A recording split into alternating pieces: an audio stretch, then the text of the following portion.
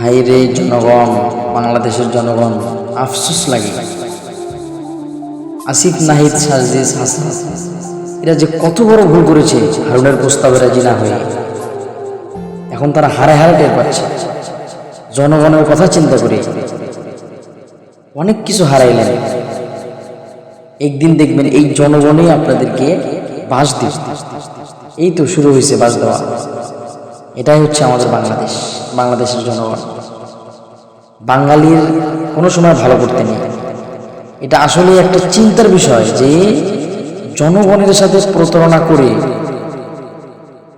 আসিফ নাহিদ, সাজিদ হাসান এরা যদি হারুনের কথায় রাজি হতো, আজকে তাদেরকে এই দিন দেখতে হতো না। কি বাংলাদেশের জনগণ, বিএনপির অনেক নেতারা তারা আজকে মাঠে ময়দানে স্লোগান দিচ্ছে আসিফ মাহমুদের পদত্যাগ।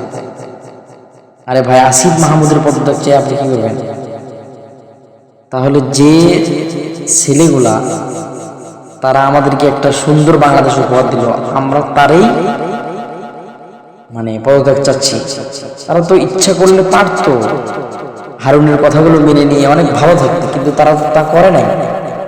এগুলো আমাদের অবশ্যই মনে রাখা উচিত।